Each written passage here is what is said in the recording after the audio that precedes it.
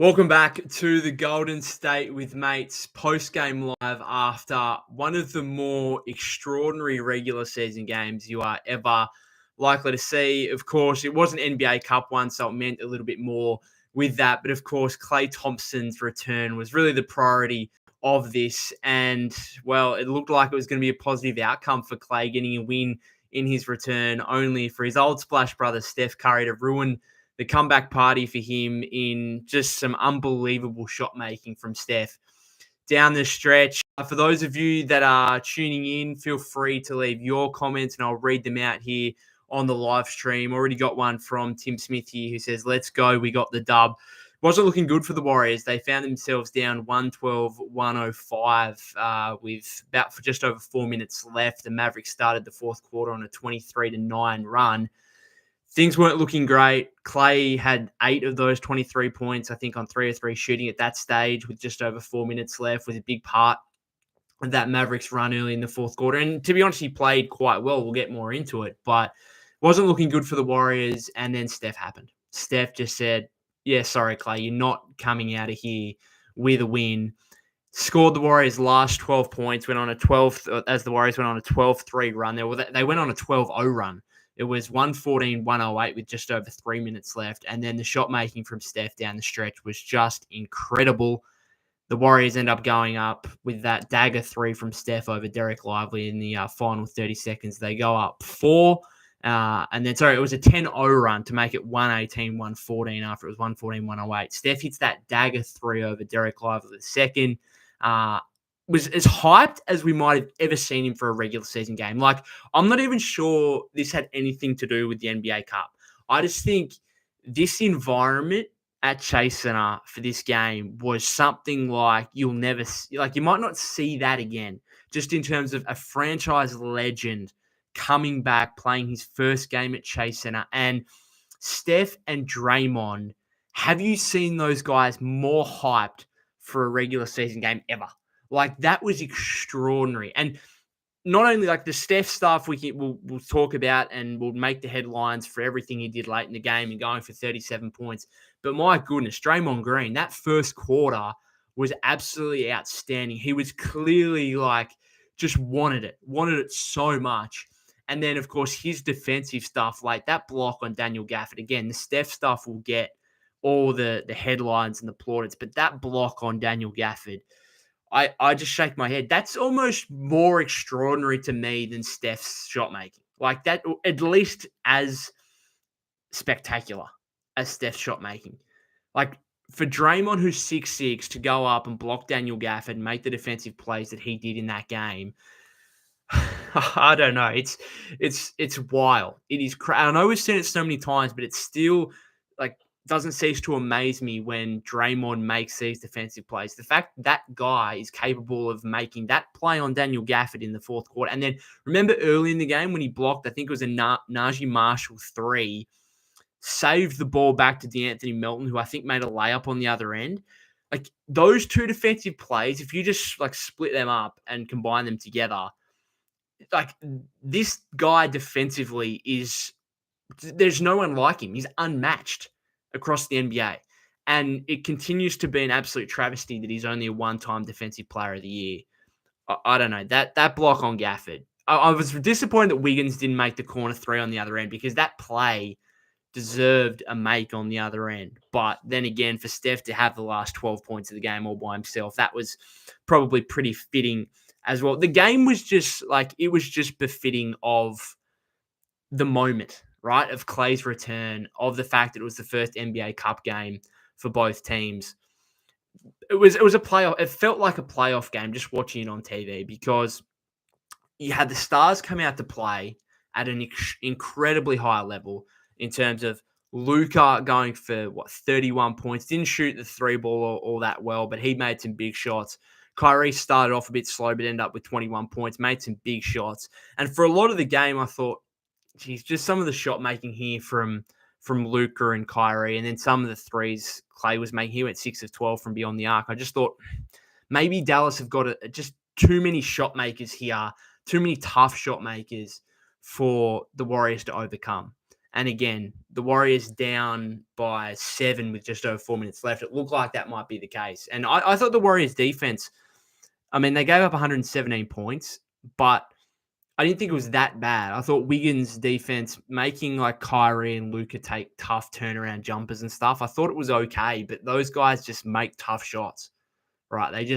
There's not much you can do about it defensively at some time. So I just thought, yep, okay, they're probably going to make some shots here, and they've got too many tough shot makers here that might be too much to overcome for the Warriors. But when you got Steph on the floor, and this is what we've kind of said a little bit over the last few games, is that if you get, going back to that Celtics one, right, last week, if you can get against good teams, if you're the Warriors, if you can stay in the game with a few minutes left, there's this notion that Steph Curry is not clutch, right? And I think that might go back to, playoff and finals performances nearly 10 years ago. This is a guy that won Clutch Player of the Year last season, right?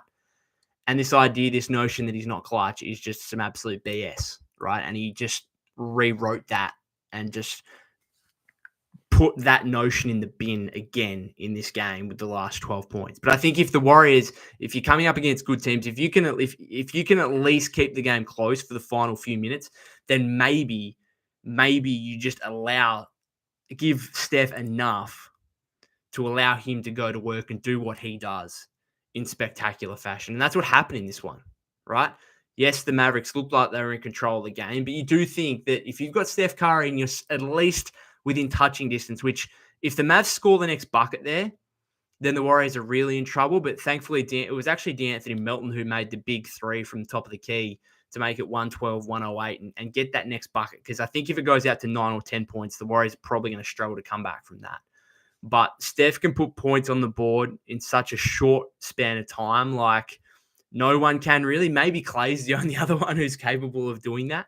And you've still got a chance, right? And I think that is what the Warriors will try and do in some of these games and say to themselves, okay, if we can't, flat out just, blow out teams or anything like that, if we can keep it close and give Steph a chance at the end of the game, maybe that is enough. And he did it against Boston, and now he's done it against Dallas. And all of a sudden, the Warriors are 9-2, an unbelievable start to the season through 11 games.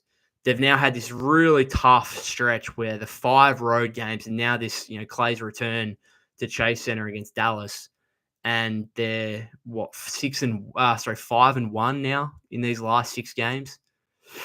Just incredible. Some of your comments here. Game at F2P, I'm happy for the win, but I'm not happy. The score should have been 131-119. He continues, unacceptable for a contending team to shoot 59% from the line. Yep. Okay. That's fair. That's fair. So the Warriors, I know when Steph went to the line, they mentioned on the broadcast they'd already missed 11 free throws. They went, just checking here, 16 of 27. Yeah, 59.3%. Wiggins, 2 of 4, including he missed 2, I think, in the first half on the same trip. Draymond, 3 of 4. Jackson Davis, 2 of 6. And I think TJD made his first 2 and then missed his next 4. Steph missed the free throw, went 4 of 5. Kuminga, 2 of 4, which included, I think, a trip where he missed both. Looney, 1 of 2. So, I don't know. You say it's unacceptable, but it's almost just, I agree with you. It's unacceptable, but it's almost like reality at this point. Like, Wiggins is not a great free throw shooter. Draymond's actually been reasonable. His shooting in general has been reasonable. He went 2 of 4 in this game again from 3. He's near 50% from 3. But, like, JK, not a great free throw shooter, and that's an aspect he really needs to improve because he gets the line like a lot, and he needs to take advantage of that. We know the bigs like TJD and Looney aren't great free throw shooters, so I mean, this is kind of just the reality of it. They don't have many, very good free throw shooters. Conspiracy Nuts GFY says Looney was huge, 9 offensive rebounds, 11 boards for the game, 5 points, 11 rebounds in under 15 minutes. He's having a great bounce-back season, and he's going to continue. I don't think there's any need for him to play more than 15 minutes a game, but if he can come out and have the impact he's having in, those 12, 15 minutes, I thought he was big. I thought TJD was pretty good as well. I thought it was a nice little bounce-back performance from him, particularly in that third quarter. The first 6 minutes of the third quarter, Trace Jackson-Davis had 6.7 rebounds and an assist in just that 6-minute period. Now, a couple of those boards were on the offensive end where he blew his own layups. And so really it probably should have been more like 8 points, 4 rebounds or something like that. But I liked his aggressiveness, playing a bit harder than what I've seen from him over the last couple of games. And he's been criticized a little bit over the last couple of games just in terms of his lack of aggressiveness and potentially some softness that some people have kind of criticized him for on social media. So he only played 14 minutes as well. So Looney actually played more than him. Trace had 8 points, 9 rebounds. Again, 5 offensive rebounds. The Warriors had 18 offensive rebounds as a team to Dallas's 8, which I think is massive. You know, you've got Gafford and Derek Lively as 2 main bigs for them to be able to out-rebound the Mavericks in terms of offensive rebound differential by 10 is big. That allowed the Warriors to get 10 more field goal attempts in which they shot 45 of 94, 47.9%. Dallas, 44 of 84, 52.4%. The Warriors got 3 more free throw attempts, but made 2 less. Again, that's what nearly hurt them. And then both teams didn't shoot the ball overly well from 3. The Warriors, 14 of 41, which actually improved down the stretch with a couple that Steph made late. And that Milton one as well. And then the Mavericks, 11 of 34, 32.4%, even though Klay went 6 of 12 himself. So that means that outside of that, they went, 5 of 22 from three-point range, which included Luka going 2 of 10. Quentin Grimes went 2 of 4 as well, so including a big 3 late, which I was getting nervous about because Steph had his night-night celebration after the dagger 3 over Lively and was super hyped about it. Fair enough. But we've never seen, I don't think it's happened yet, where Steph's night-night celebration has come back to bite him and he's gone too early. It nearly happened in this one. I was getting nervous because after the timeout, Quentin Grimes comes out, makes a really tough step-back 3 over Steph, which, mind you, could or could not have been a 4-point play maybe in terms of Steph landing in his area after the shot.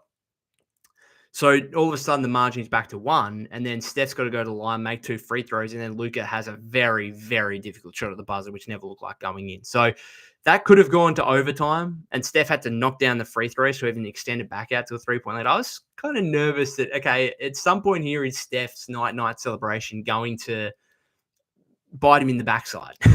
And he's going to go too early on it, and the team's actually going to come back and either win the game or force overtime, and the Warriors have to win it again. I don't know. A couple of more comments from you here. Yes, Gamer F2P says, yes, Looney knows his role every time he checks in. Absolutely. But this game was won by Draymond. Absolutely heroics, deep boy stretch coupled with Steph MVP performance. Yeah. Those guys, like, they're 36 and 34 years of age, but they continue to play at, like, they may not be able to play at their absolute primes for full games necessarily, but they can turn it on, right? And I think we've already seen from Draymond this season, he's had a couple of games. In the 2 Warrior losses, the one against the Cavs and the one against the Clippers, he just wasn't engaged whatsoever, and his performance as a result was pretty bad. Like, a couple of bad games, those ones from him. But when he's locked in, I still think there's no better defender in the league, just in terms of the versatility that he provides. Like, again, cut up the 2 clips. The first one where he blocks Marshall and saves the ball inbounds for a Melton layup in the first quarter. And then that Gafford block. Show me another guy that can do that, right? Like, I don't know, like Wemby maybe, but I'd like to see it more across the course of his career. Like, he's a guy that can block jump shots and obviously block shots at the rim as well. But, I mean, he's just a freak in terms of his size. A guy that's like 6'6", like Draymond, I don't know. It's unbelievable. Shavant says, Wiggs clamp Luka from 3, so much for the new Splash Bros. Luka just hasn't been shooting the ball well all season. Like, he came into the game. I'll just check this. I think he was he under 30% from 3 for the season coming in? I'm just checking. Luka Doncic. 28.3 points on 41.2% shooting from the floor and 33.3% from 3-point range. So, yeah, not under 30, but not good either. And that's kind of like Luka's under 35% from his career. He makes a lot of these step-back threes, really tough ones. He's kind of a high-volume 3-point shooter. So we get this idea that he's a really good shooter. It's almost bailing out the defense when he goes to the step back 3. I know they can be absolute daggers and they can be huge highlight plays and they can maybe at times mean more than just the 3 points that goes in. But ultimately, he's less than 35% on his career. I don't think he's a great 3-point shooter. He just makes tough ones. And a lot of the times he makes them in big moments, which is perhaps more crucial than being higher 30% 3-point shooter. I don't know, but I feel like you're almost, from his perspective, like going 2 of 10, you're almost bailing the Warriors out by taking that many 3-point attempts when you're just not making any. And I think his first couple, I'm assuming, like, did they come in the first quarter or the first half? I think like he just wasn't hitting them in the second half whatsoever. Tommy Meg says, would love to see Zach Collins at the Dubs. That's an interesting name. I just don't think with his contract that the Warriors can kind of match that to a point where it'd be worth it. Let me just check, Zach. Isn't he on like $17 million? I'm just checking this.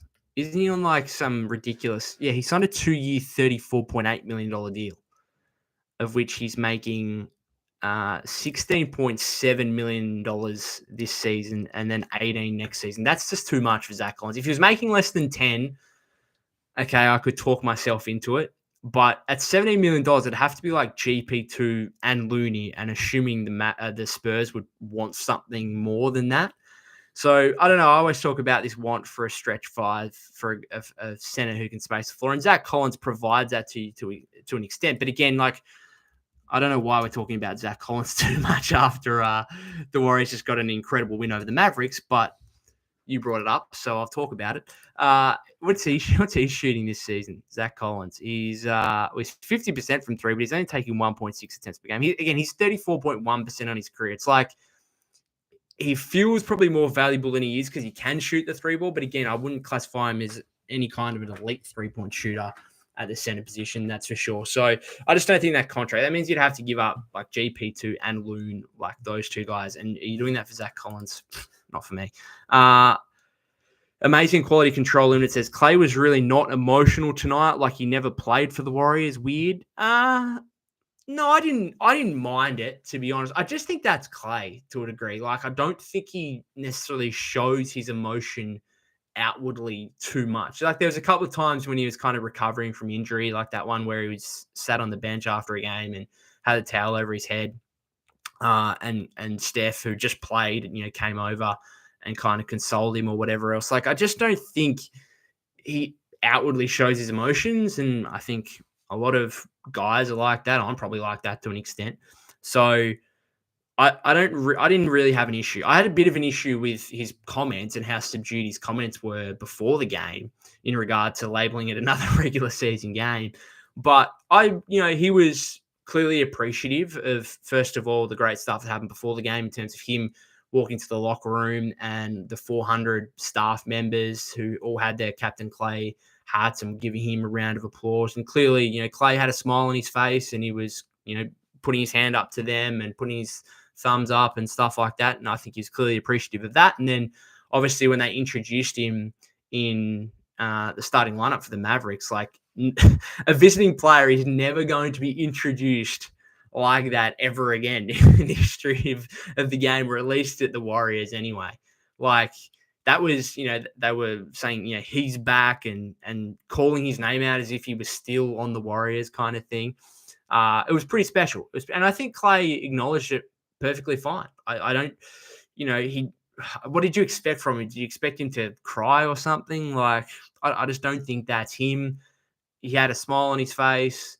He was putting his hand up to the crowd, clearly appreciative of what was going on. It's just what I wanted to say. Like, it wasn't over the top necessarily emotion-wise from him. I get that, but that's kind of what I expected, and I thought it was good, and he was clearly eager to get on with the game.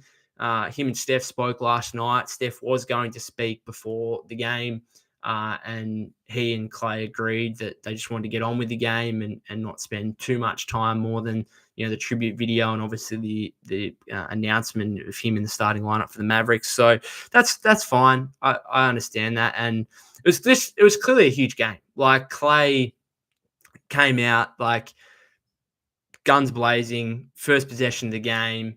Steph guarding Klay, draws the shooting foul, goes to the free throw line for the first 2 points of the game, which is always going to happen. Always, Klay was always going to get the first look offensively for the Mavericks. And then, Steph made a three over Klay. Draymond hit a corner three in the first quarter as Klay was closing out. Like, I just thought it was I don't know, I didn't think that I'd enjoy a game, and maybe it'd be different if the Mavericks had actually won the game.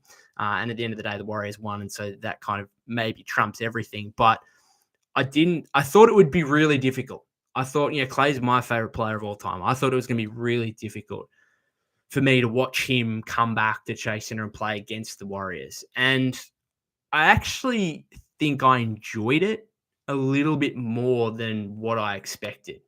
And actually, none of us would have ever expected to see Steph Curry and Klay Thompson going against each other one-on-one on an NBA floor. But it's weird. I actually think it was kind of cool. I think it was kind of cool. And part of that is because I think we've all reached a point where we realize it's kind of what both like Klay and the team as the Warriors needed. And I think that's why everyone feels kind of, as fans, we all kind of, I feel like we feel comfortable with it now. It's still not ideal. I would still love Klay to be on the Warriors, being an impactful piece, doing what he does as one of the greatest three-point shooters of all time. That would be the ideal situation. And ideally, he would have finished his career with the Warriors, and we wouldn't have never had experiences like this. But that was, unfortunately, after last season, that was never really possible. And again, the kind of breakup had to happen, I think, for both parties. And the fact that Klay's played okay I don't think he's played overly well for the Mavericks, but he's playing okay, and he looks like he's happy again. And the fact that the Warriors are now 9-2 after 11 games, if it would have been a lot different, right? If Klay had left and then was playing really well, and the Warriors at the same time were playing really bad, right? And we're struggling, and we're 4-6 or 3-7 or something like that. FTW Clan says fixed title. What have I done there? Have I done something wrong on this? Oh, I have. I've gone Golden State Warriors versus Cleveland Cavaliers post-game live. Sorry, I did a copy and paste job there and then forgot to change it. I apologize. I don't even know if I can change it midstream. I will afterwards. I apologize for that. Hopefully people on the thumbnail have realized. But you make a good point. Anything else from this game? I just thought the stars came out to play. I thought Steph was obviously exceptional. Draymond was exceptional. Luka played well aside from the three-point shooting. Klay did his thing. Kyrie did his thing. I don't think they got Kyrie enough looks. He took 13 shot attempts. Thought the Warriors did a reasonable job of actually bottling him up a little bit in terms of not taking too many attempts from the floor. The Warriors kind of played Luka and Kyrie a lot one-on-one. Particularly Luka, I was surprised at the lack of, particularly how we saw them guard Tatum last week. And a couple of other stars that they've played so far where they double those guys a lot and try to force the ball out of their hands.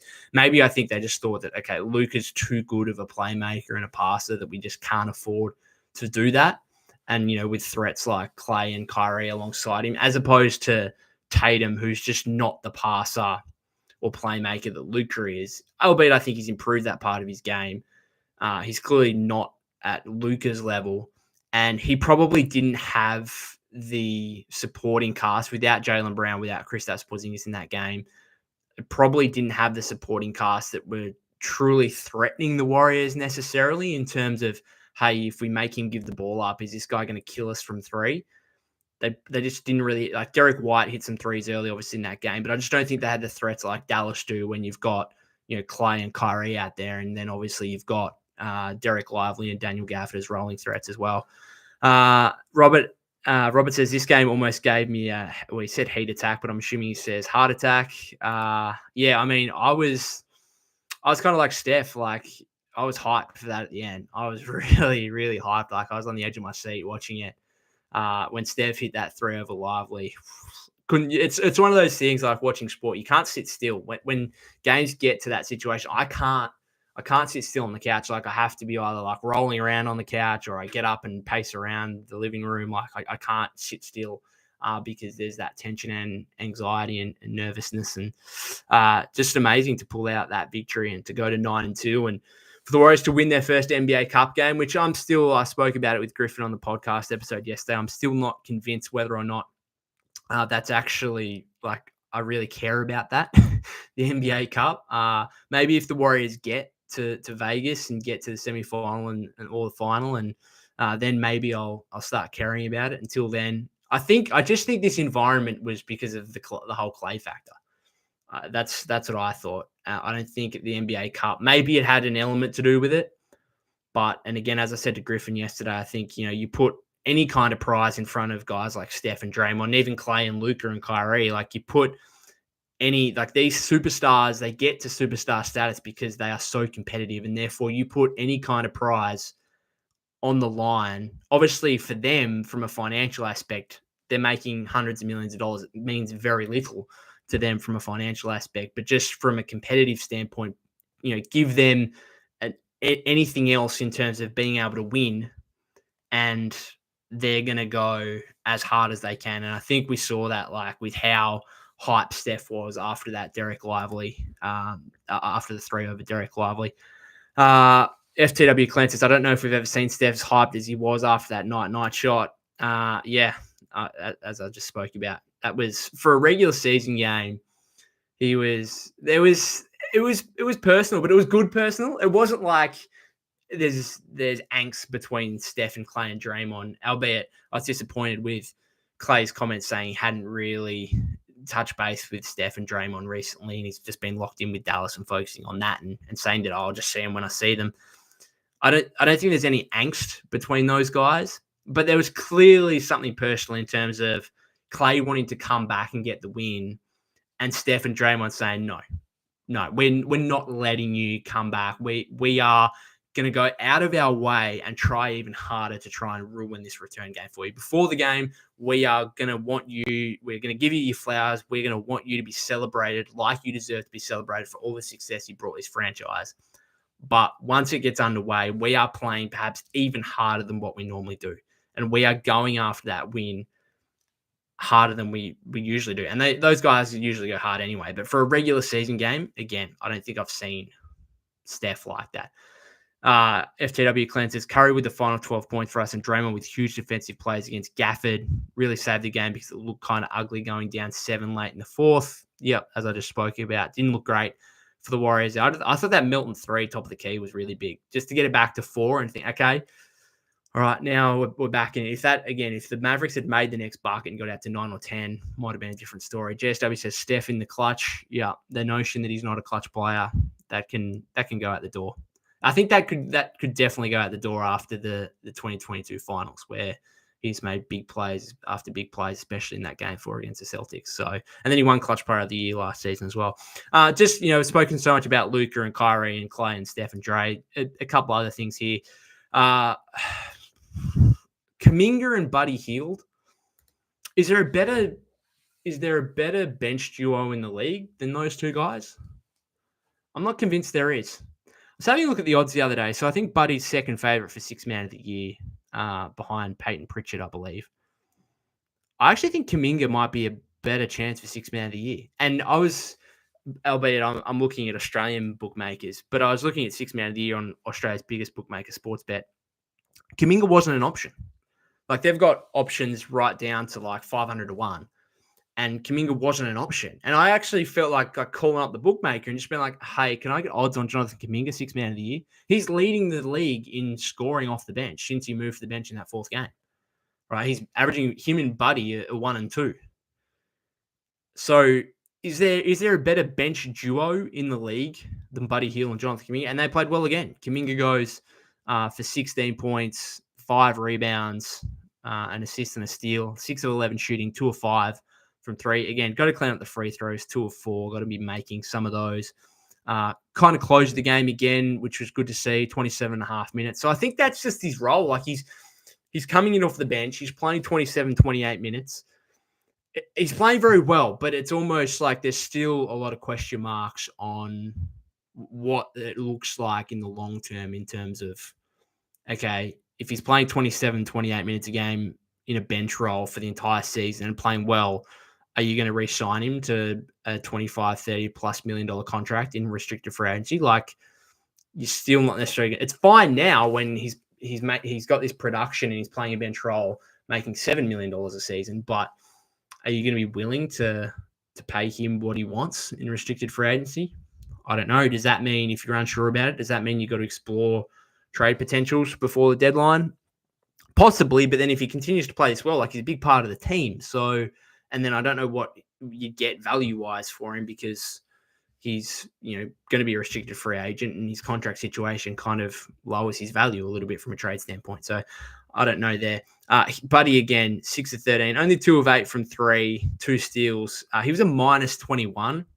I thought at times, like, the Steph Buddy combination, like, if you look at it from net rating, has been excellent so far this season. Those two guys together have been very good. But against the Dallas team with, like, Luka and Kyrie on the floor at the same time, or even just like Luka, right, where Luka's trying to hunt kind of Steph on a lot of these possessions. If you've got Buddy Hield out there as well, it's like, okay, now you got two guys that Dallas are just going to hunt every possession. And Luka's so methodical with the way he plays that you just can't get away with it. And I'm glad. I was like waiting. I was like, Steve, go back to Milton, go back to Milton, go back to Milton. And I think he took too long. He took too long, and it wasn't until that, like, was it just over 4 minutes when they were down 7 where he finally went back to Milton, and look what happens.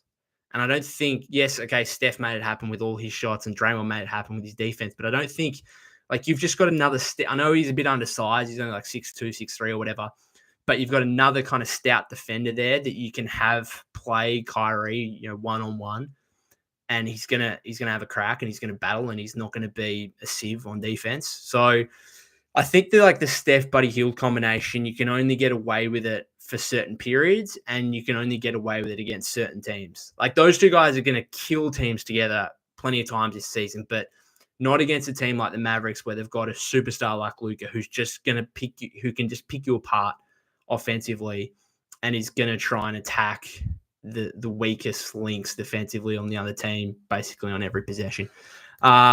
Other comments here. Breeze CS says, can we pick up JaVale McGee? I mean, not really, because we're not without, like, waiving Guy Santos or something, because we're only $500,000. I mean, we could probably give JaVale McGee a 10-day contract or whatever. I don't know why you do that. You've got Trace and Looney, who at this point are both better players than JaVale McGee. And obviously, JaVale's out of the league. It's unfortunate, but I don't think there's any reason that you'd be picking him up. FTW Clan says, one of my friends works for the Warriors staff. He was the one who put together the whole staff saluting Klay with the captain hats as he walked in. Love that. If that's the case, and you've got a friend that works for the Warriors and he put together, that was fantastic. That was fantastic. A great salute to Klay, and to have the employees involved in that as well, I think is really important, because it's easy for the Warriors to create a tribute video or whatever where, Steph's talking and Draymond's talking, and then all the players and Steve Kerr are talking and all that. But you don't understand. I'm sure you might understand, having a friend that works for the Warriors, like, how much effort goes in behind the scenes, how much effort goes in from those employees to help out Klay, the joy that Klay would, I'm sure, bring back to them on the other side. Like, there's so much that goes into this that we don't know about. Unless you personally know someone, like it sounds like you do. So to get the employees involved like that, fantastic. FTW Clanos says, I love the combo of Buddy and Kuminga off the bench. I don't think any other team has that type of scoring duo off the bench. No, it kind of reminds me of the Clippers with Lou Williams and Montrezl Harrell a few years ago, where they had, like, that. Those two guys were almost leading the entire league in bench scoring. I think the Warriors might have the highest scoring bench in the league over the first 10 games of a season in the last 50 years. And I think the Clippers, I'm assuming it would have been one of those Clippers teams from a few years ago, was second. And so to have, like, Kuminga and Hield, is Kuminga, I'm just looking at his numbers now. He must be like 15 plus in, like, every game since he's come off the bench. He's like, it's weirdly consistent. He's far more consistent in a bench role than he is a starting role. And I think it's because he sees, like, okay, this is kind of my unit to go at it offensively. Just looking at his numbers here. So since he came off the bench, 17 points, 16 points, 23, 15, 10, 21, and 20. So, and then another 16 today. So he had one game of less than 15 points. And even that was, getting 10 double digits against the Celtics, where he had 10 and 4, only 4 of 10 shooting in that game, made a couple of threes though. So I mean, he's been fantastic. Again, I'm not sure where that leads him and the Warriors long term. We'll have to wait and see because clearly he views himself as more than just a bench player. But again, I think it's important that he's playing, 27, 28 minutes. And if he's closing games, that's at least something. And I think that's probably, I think right now, the Warriors closing games, I think their best lineup is undoubtedly Steph, Melton, Wiggins, Kuminga, Draymond. Now, things are going to change from game to game. Like almost anyone could be in the closing lineup, really. But I think in terms of the combination of offense and defense, I think that's probably your best lineup and what Steve will go to on most occasions. And we've seen that over the last couple of games. If you've got any other comments, let me know. Otherwise, I'll probably finish it up there. If we're being a little bit negative, I'm really worried about Pods right now. Like, I'm sorry, I just am. I mean, he's almost like he was kind of getting comparisons to Draymond last season for like his versatility and his ability to do everything. And then in the offseason, it's like, oh no, this guy can become a star.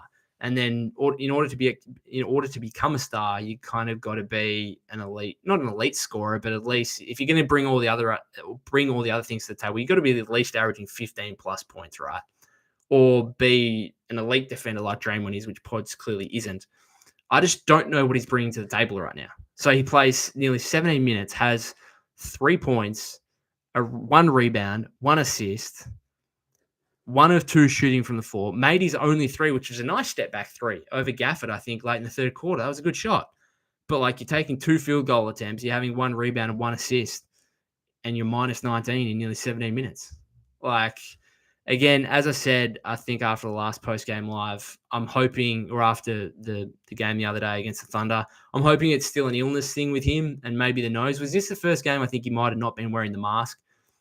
I don't know. You've got to become more of a scoring threat. You're almost like a complete non-score. Like there was a play, was it early fourth quarter, where the Warriors didn't get a shot up because he tried to pass to Melton in an impossible situation.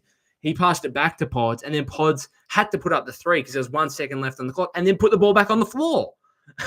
And it's like, just put up a shot, mate. What are you doing? Like, you are, I don't know. It's disappointing. He's becoming a non-offensive threat to me. I don't know. Something's got to happen there. Otherwise, his minutes, again, he started out the season, like his plus minus, he was leading the league. He was unbelievable, even though he wasn't shooting the ball that well. And he was averaging the most minutes on the team. He's averaging like 28 minutes before he had that illness against the Wizards, I think it was, going back. And since then, he's just, I don't know, he's doing nothing. Like he's literally just doing cardio out there. He's literally just running around and dribbling the ball up and down. And he's not doing much for me. GSW said, a few comments here. I was just going to say what's going on with Pods. That's what FTW Clan said. GSW says he'll be back in form soon, though. I mean, it's almost a positive that Warriors are 9-2 and Pods is playing this badly. Like, he's got a lot of room for improvement here. And so if he brings that, then hopefully that just makes the Warriors better. FTW Clan says, I think the depth is affecting him negatively because he's so young compared to how much opportunity he got last year. I mean, he was also leading the team in minutes before that Wizards game, right? Which is, so through the first 6 games, he was leading the team in minutes played, and he was playing well, and his plus minus was extraordinary. He's just like, he's limiting himself right now. Like, he's playing that poorly that Steve couldn't possibly. I actually, like, that early fourth quarter, I was like, okay, I've seen enough. I've seen enough of Pods. Like, I'm actually surprised he played nearly 17 minutes. I would have played, he probably got 5 more minutes than he should have, if I'm being honest. And so, I don't know. Robert says Pod's become a non-factor since he got sick. Yeah, and maybe maybe he's still trying to get back into gear there. I don't know. He's averaging 8 points on horrible efficiency. When he's shooting well, I reckon he'll get up to 13 plus. Yeah, I mean, that's, if you're going to become a star, then you've got to be, like, he averaged 9 points a game last season, and there was all this talk about, like, he himself said, I want to be in the most improved player conversation. I want to become, one of the rising stars in the league. Well, I was, talking about him, okay, can he double that average then in that scoring output to 18? And now he's actually gone backwards. As you said, he's like 8 points a game. He's less than last season. And he's also like, these last couple of games, he's not rebounding the ball. He's not dishing out 5 or 6 dimes either.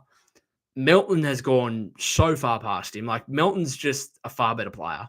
Melton is kind of like what we thought Pods might be in terms of like he can do a bit of everything, but just so much more efficiently. Like, he goes 6 of 12, only 2 of 6 from 3, but like another 4 rebounds, 4 assists, can make plays off the dribble. Like, he had that, was that play over Lively, I think, in the first quarter. He had Lively out on the perimeter, drove left, then spun right and made like a nice little hook shot over Lively. And I was like, whoa, okay, like, you're not just a catch and shoot player. You can actually do stuff off the dribble.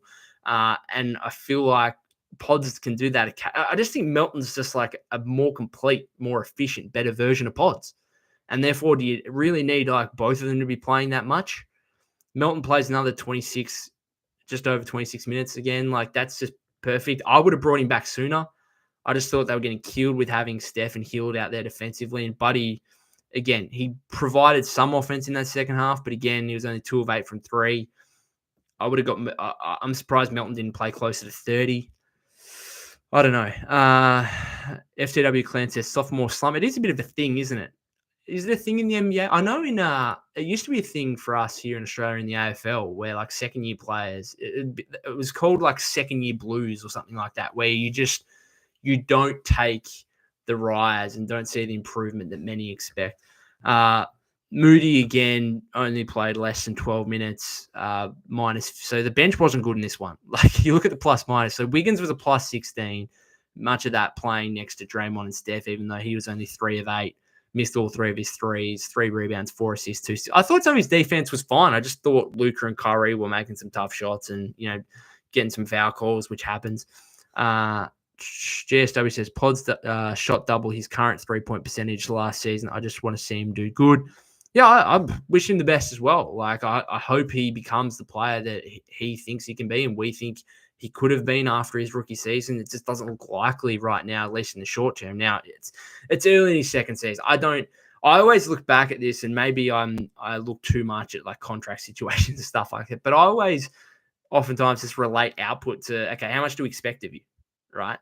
And yes, based on last season, we expect more out of Pods than what he's doing right now. But he's also a rookie and he's making $4 million a year.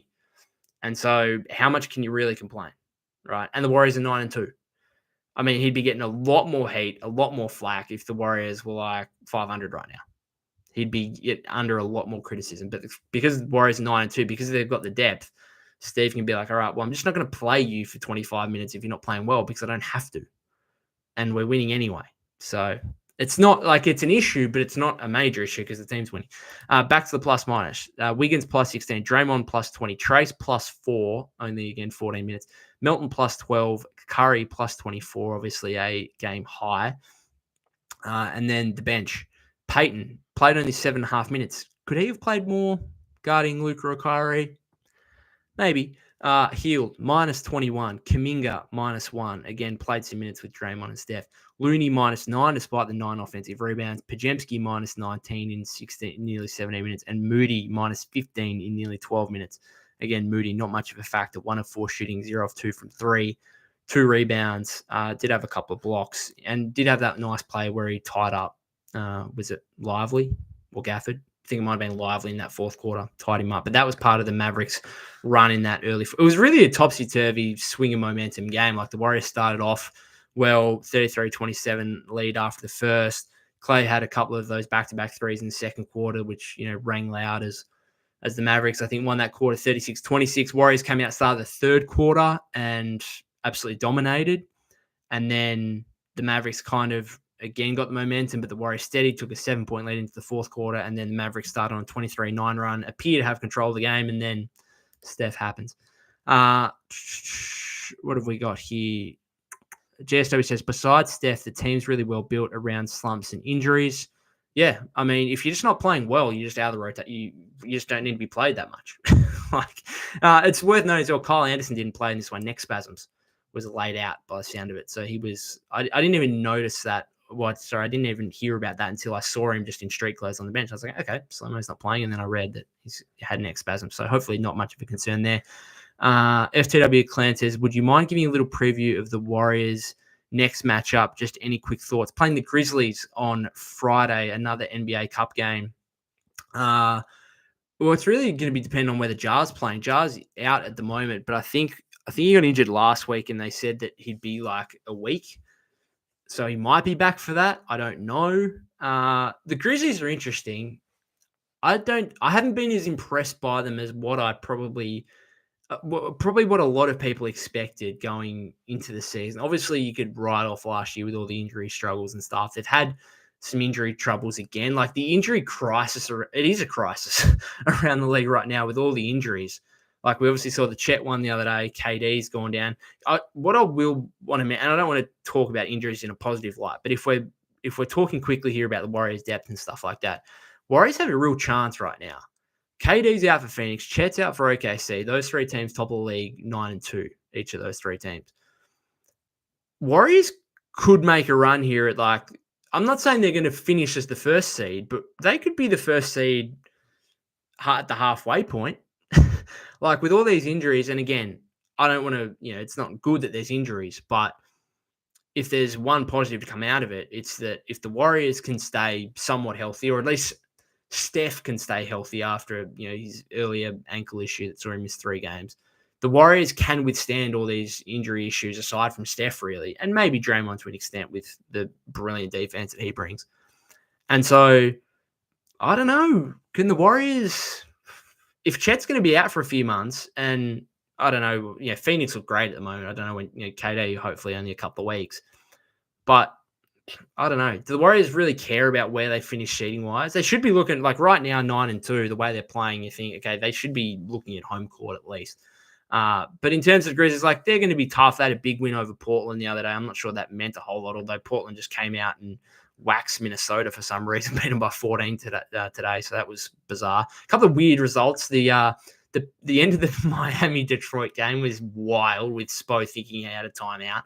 After Jalen Duren tied the game with 1 second to go. That was wild. Atlanta beating Boston in Boston. Shout out Dyson Daniels, Australian. MIP candidate. Goes for a career high. Was it 26 or 28 today? Huge. Knicks beat Philly. Philly are a mess right now. Bucks, former Warrior Ryan Rollins getting his first career start. Beat the Raptors by 14. Rollins had 12 points, 4 of 7 shooting from 3. Had 5 steals as well. Phoenix beat Utah, continue on their winning ways without KD. And then Portland, as I said, beating Minnesota. Anyway, I'm sorry, I'm jumping around things. Memphis. I'll speak more about. I'll have another episode between now and then, and I'll do a preview then. JSW says, so although Warriors would be much better with Pods performing, although he's not, Curry has a lot of options to rely upon. Yep, absolutely. The Two Fetter says Pods was leading in plus minus not too long ago, and the mask was an issue with vision for shooting. He'll be better soon. I agree. I'm confident that he'll get back to who he is and who we believe he can be. I'm not overly concerned right now because the team's winning, really, and because he's still a young player. Like he's going to have these form slumps. I mean, it's an issue, but it's not really an issue because, again, at the end of the day, the team winning is all that matters. Robert says, I only watch Grizzlies highlights when Yuki is playing. He's been, I mean, it's a good story, him, and he's been hitting a couple of threes in the garbage time he's been playing. FTW Clan says, a ton of big names injured around the league. Warriors need to capitalize while we're fully healthy and stack up wins. That is very true. JSW says, and not going to lie, I want to see Draymond taking more threes. Jeez, he's shooting the ball well right now. I mean, he should be shooting the ball well since the start of last season. It's weird. Like, he's just, like, he's putting up these corner threes, and I'll tell you what, I've nearly reached a point where I'm not even hoping anymore. I'm just like, that might go in. Like, I'm not even hoping, like, praying, fingers crossed, eyes shut, thinking that it might go in. It's like, he can make that. Bree says, Warriors should try to finish as a top 3 seed. I mean, there's a long way to go. And again, I don't want to get too over the top here, but too optimistic and too biased on this. But like, their start is legitimate now. Like the first 7 games, we thought, okay, their opposition hasn't been great. How much can we read into it? Well, now it's you beat Boston in Boston, you beat OKC in OKC, and now you beat the Mavericks, who come in Klay's return game. Mavericks, obviously Western Conference champions last season. Like they are 3 huge wins in 4 games. So this start is legitimate now. And again, if Steph can stay healthy, there's no reason they shouldn't be winning 50 games. And that's without just keeping this roster. And there's still the chance that they try and make an upgrade. Now, again, we'll talk about that for plenty of times as the season progresses.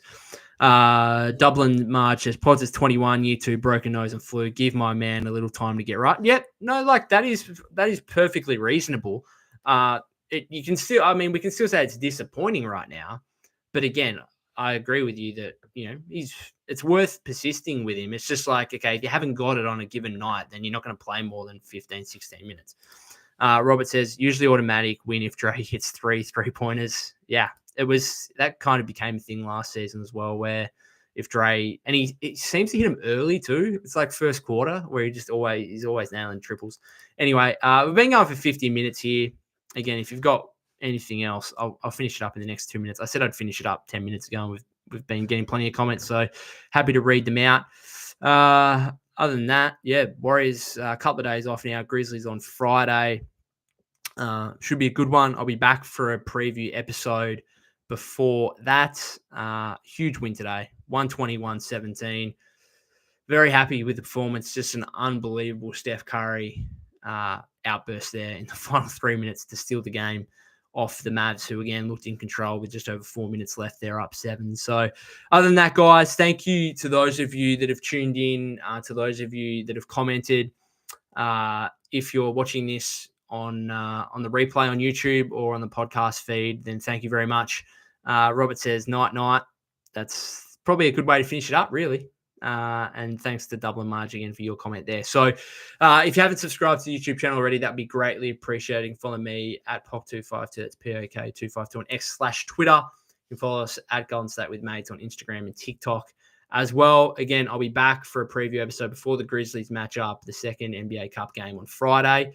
And other than that, guys, have a great week ahead.